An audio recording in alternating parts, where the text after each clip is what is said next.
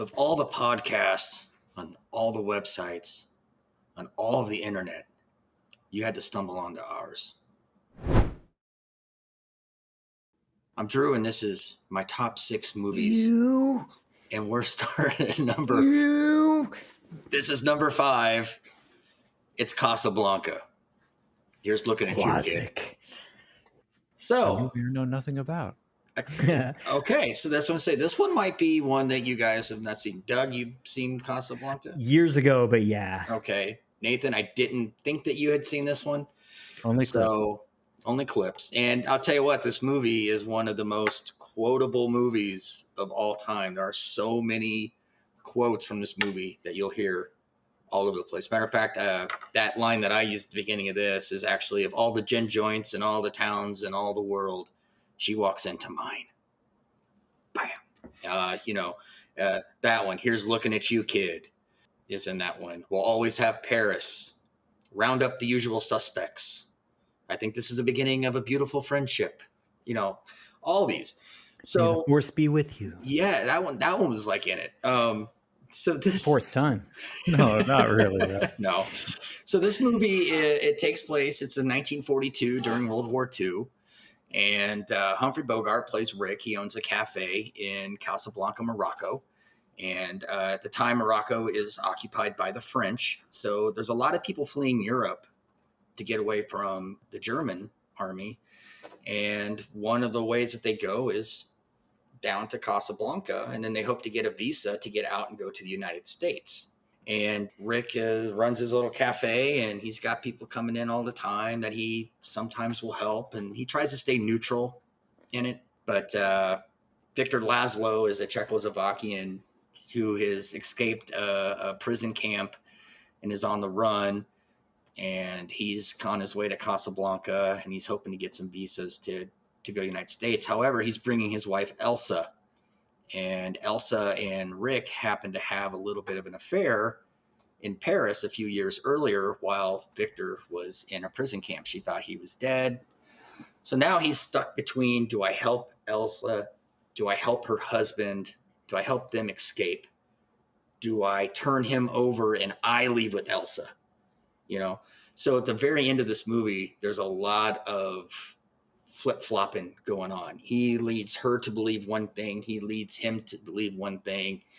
And you think that he's setting it up where they're going to turn Victor in and he's going to leave with Elsa. He's telling Elsa that we're leaving together. And when they get to the airport, he has it staged so that Victor and Elsa leave on the plane and get out. And he stays in Casablanca. So he really has to deal with this love that he has for this woman, or do I do the right thing and get this guy out of here so he can continue to fight for freedom? And that's the decision that he makes at the end. And of course, the head constable of Casablanca is a Frenchman who is easy to pay off. You just slide him some money and then you can get away with anything. And whenever there's a shooting, it's round up the usual suspects and they go get the same people. And so Rick kind of pays him off at the end to, this is what's going to happen. We're going to let him leave. We're going to pretend that I didn't shoot that guy, the German general who was there. Rick shot him. So when the cops actually show up, the cop says, go round up usual suspects. We're not sure who shot him. And we don't know where Victor went. So, but the whole movie basically takes place in a cafe. There's not too much going on outside. You don't see a whole lot of that. But you see all these different characters coming in, and you see how Rick has to battle with dealing with people who want his help, and he's trying to stay out of it. And, you find out the reason that he left the United States is because he was smuggling arms to help another army, and it turned out he was on the wrong side, and he had to leave the United States and go to Morocco, and that's where he was living. So, but it's just a classic film. It's a really well written. It's really well acted.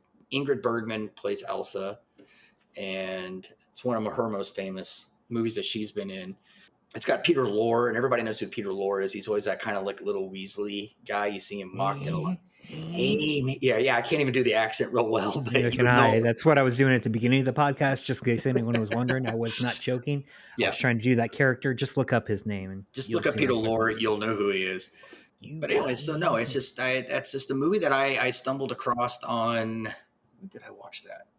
I think the first time I ever saw it, it was like on PBS late night movie. They had these they always do like these Wow. class. Yeah, they always had like tonight's class or AMC or something like that was doing like Wow. here's PBS classic was cool. movies. AMC didn't show up till we were adults. When did you see Yes. this? So I saw it in high school. Was the first time I Yeah. saw it. So Yeah, AMC wasn't around just yet. yeah, so they were doing Casablanca, and I'm like, wow, I've never seen this. I hear so much about it, and I watched it, and I absolutely loved it. And I watch it probably a couple times a year now. So yeah, Wow, that's high marks. Interesting.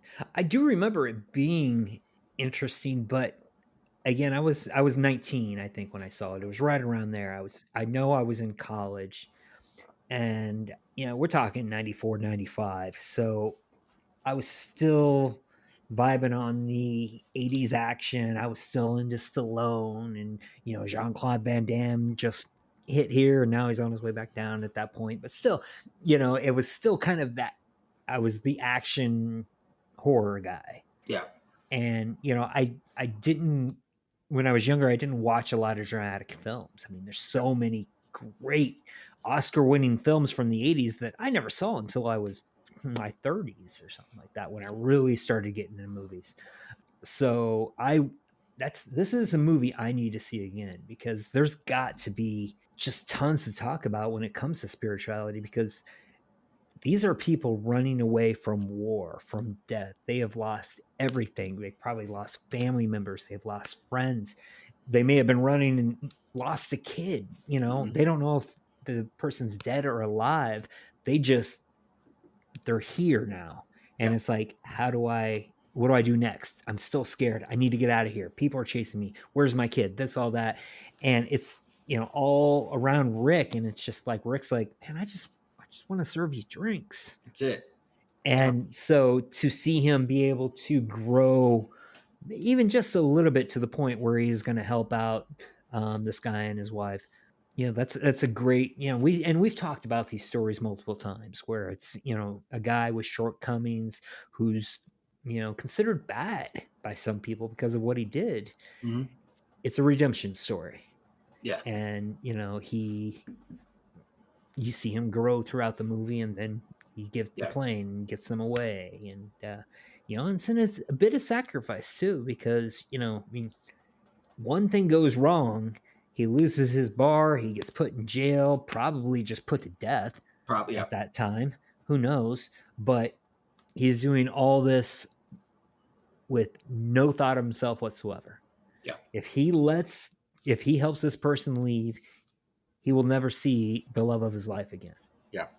He grew into it. Yeah, and at the beginning of the movie, there's a line that he says very frequently.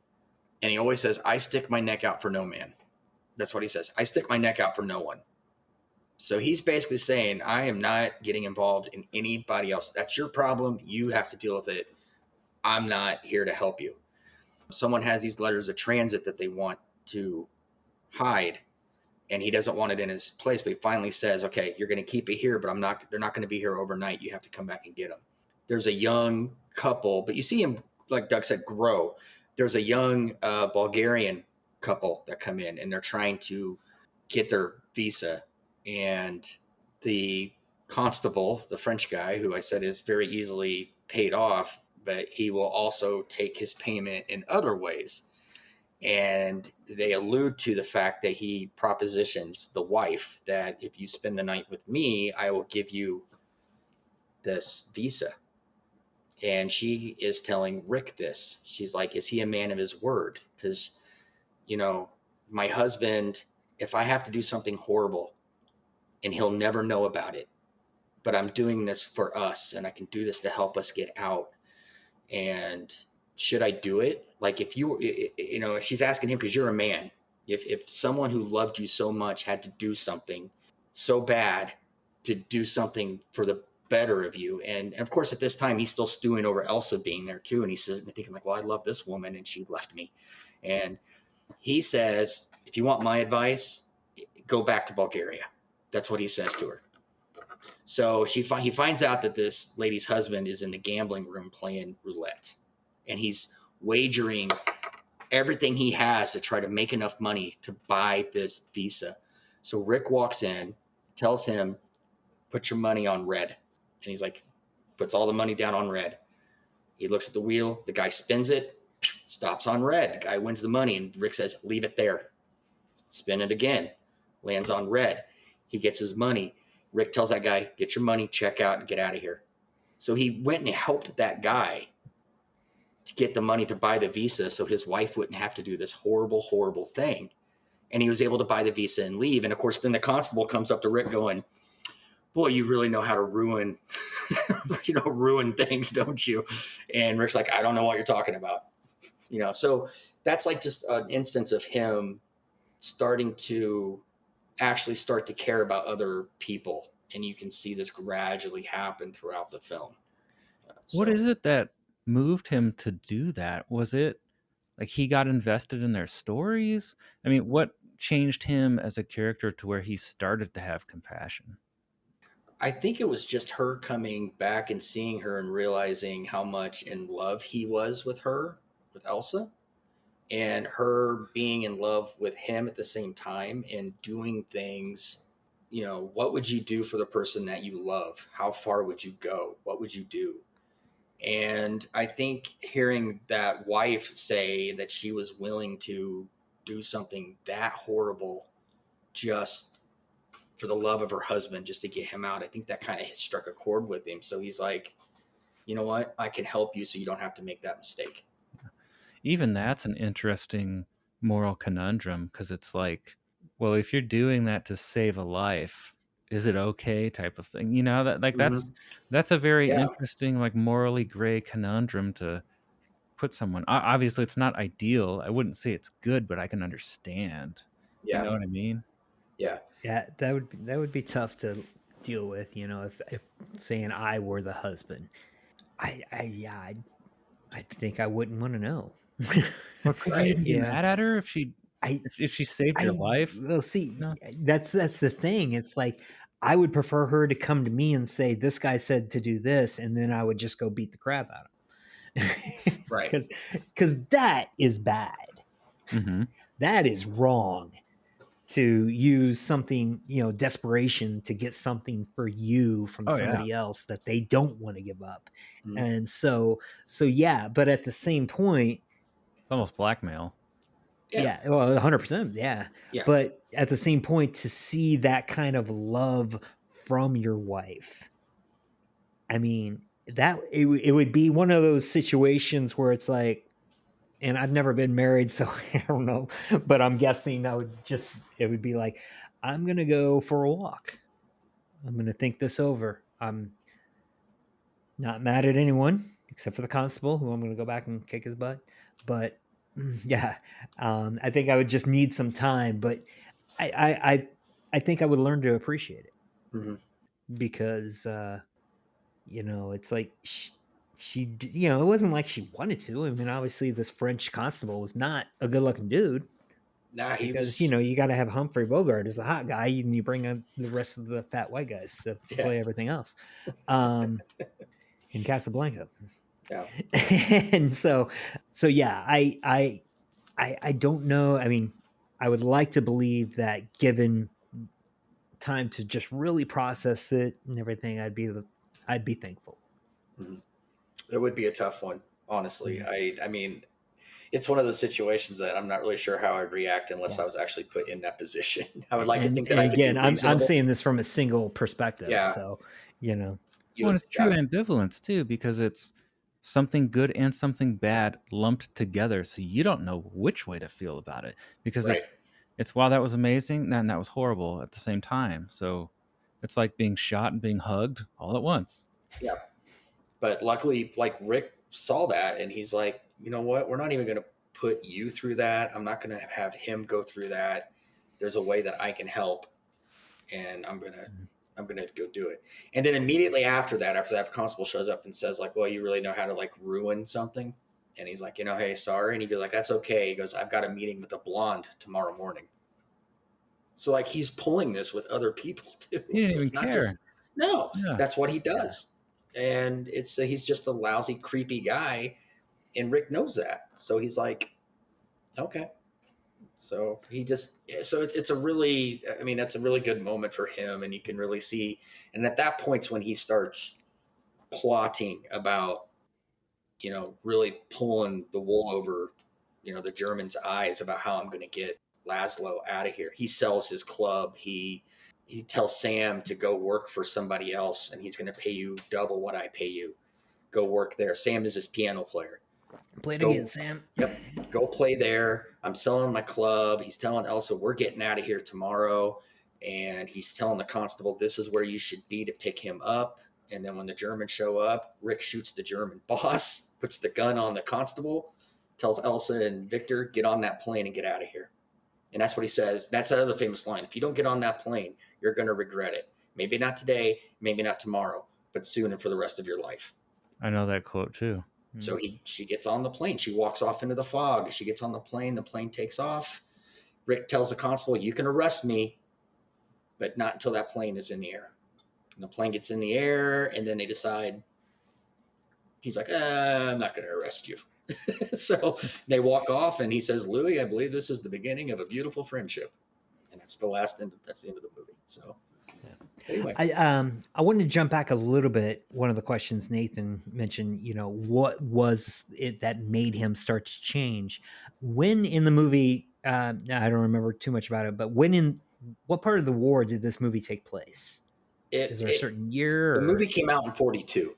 So we're we're in it. talking, United States isn't in the war yet. Gotcha. But we're getting Okay, close. so But we're still at the raging. beginning.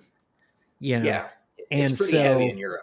That's another thing to look at when you think of Rick, because I think Rick's a decent guy. He was smuggling weapons for a cause he thought was good. Mm-hmm. Made a mistake. Everyone does. But then because of that mistake, he knew that he had to change, basically just walk away from life. So now he's in a foreign country, running a bar, and he's like, I'm just going to fade out. I'm just going to be here.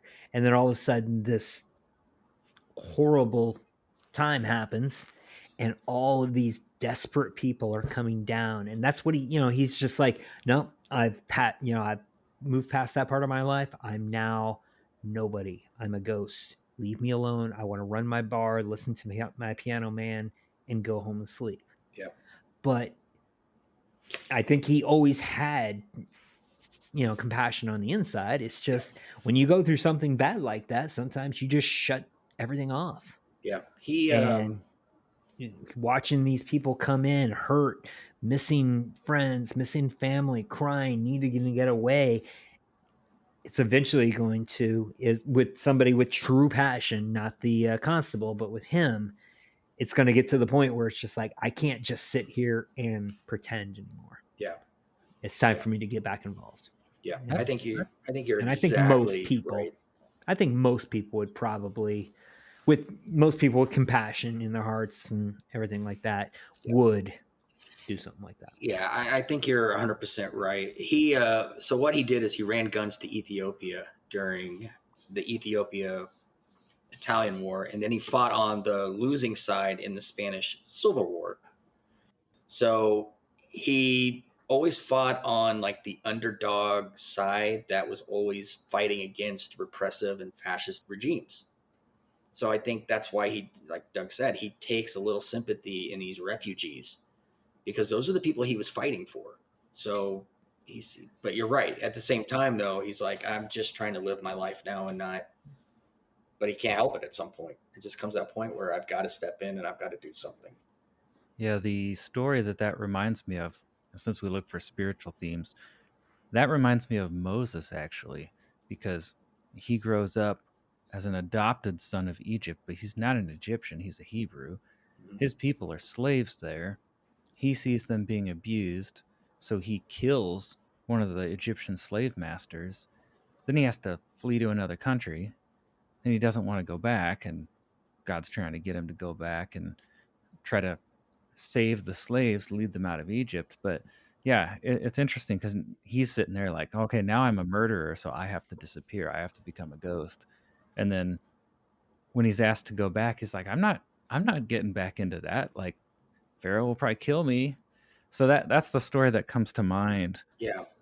from a Yeah. biblical perspective when you mention that. Yeah. Makes a It's lot of sense. very, very similar to that. So, And a very cool story because you see that happen in so many movies where the protagonists or just somebody else is like, I don't want to be a part of this. I don't want to be a part of this. But eventually, I mean, Han Solo. yeah. It's Han kind of the Solo is anti, Rick kind of like the from anti, Casablanca. yeah, the anti-hero Yeah. in a way. Yeah. And then eventually enough stuff happens. You see enough pain. You get enough support. You get pumped up. You hear the right song, whatever the movie is. Then it's time. It's like, all right, that's enough. It's time for Yeah. me to stop being who I was or am now and start being the guy I was when I first started this. Yeah. And then usually they end up winning or killing the bad guy or getting the man and the woman on the plane and walking away with the constable. Yep. Yeah. So it's very, very well done. And it does, in most movies that you see in the 40s are so like kind of corny, cheap acting. And A lot of singing. yeah, this doesn't have, I mean,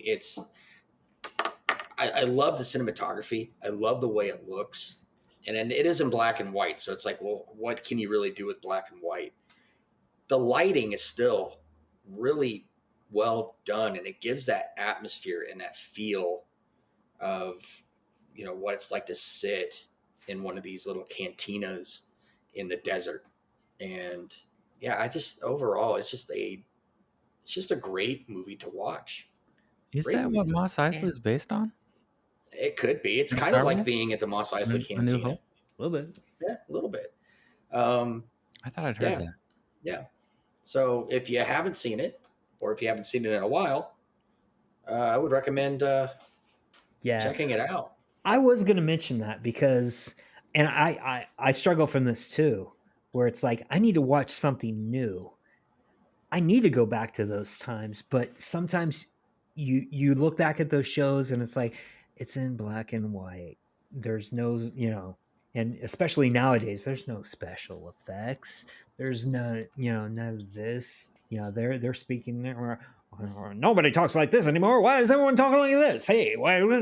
It's but if you can get yourself into a couple of these older movies and do some research, because I mean, just like today, there are plenty of bad movies from the 40s and 50s, but there are some really good stories from those times, and you'll start to pick up trends where it's like I said with this story, I mean, there's people watching right now that's like, oh yeah, in that movie he didn't want to get involved, but then he was forced to get involved and now he had to take over. I mean, Die Hard maybe a little bit, I don't know, but trying to come up with some on top of my head, but there are so many movies from the 40s and the 50s or even earlier than that are amazing stories. And if you go back and watch them, you'll start to catch these little glimpses of movies you see today and how they're inspired by these old movies.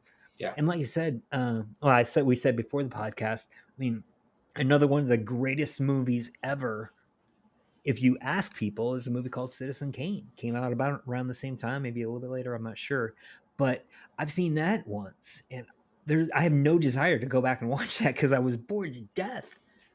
But again, I need to probably open my mind and watch it again as a more mature adult, as somebody who may be looking for spiritual themes in it or something like that. Yeah. So just don't give up on older movies just yet, because and don't watch the remakes of these movies because they're not good. They tried Ocean's to do 11 was good, but they tried to do a TV show based on this in the 70s oh really? or the 80s. Oh boy, that would have been awful. And it bombed. So don't do that. But yeah, sometimes these old classics are I mean, I can think of a lot of these movies that are black and white that I would recommend people to sit down and watch. 12 Angry Men is another one. Oh yeah, That takes place in the remake was good too, but the original was with pretty Henry decent. Fonda, and it's just in a room, and they're doing a court case, and it's fantastic. It's so fantastic the way that they do this. So do yourself a favor and check out some of these oldies and goodies. I mean, they're I'll great. throw one at you that I guarantee neither of you seen. The very first Academy Award winning movie. Wings. You've seen it? Yeah, silent film. Did you watch it with me? No, but I've seen it on VHS. I got it on DVD. Yeah. All right. So it is a silent film, and it's like 2.5 hours long, and it had me intrigued the entire time. Now, this takes place during World War I. So it's about a soldier going to World War. He gets some R&R, and that's a weird moment in the movie, but I won't go into it too much. But the battle scenes, unparalleled today. Back in the 20s, they put this World War I, they had over 100,000 extras in the 1920s to make this battle scene and to look like it did during World War I. And, they had everything. They had, the old school tanks and trucks, and, you see they had biplanes back then, I think.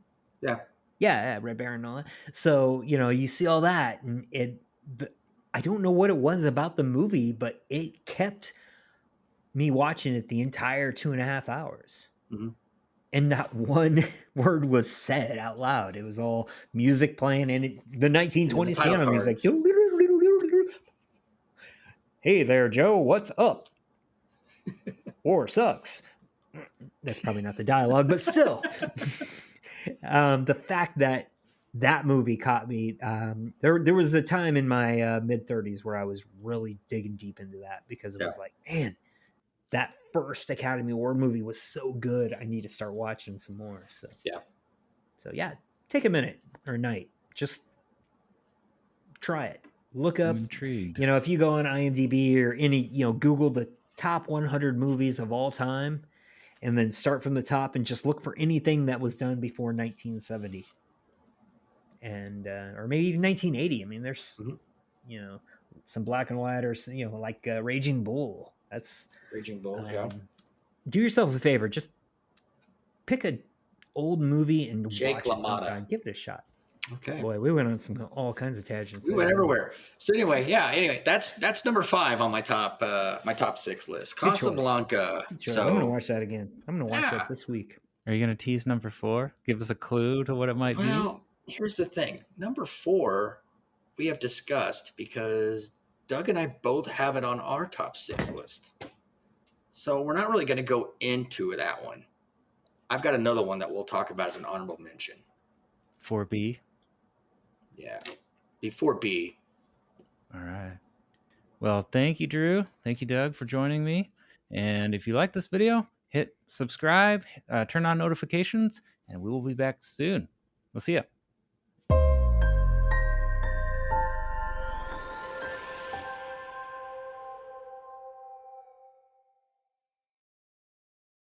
A nice black and white movie that was interesting about not Morrison. Who's the boxer? Was it Tommy?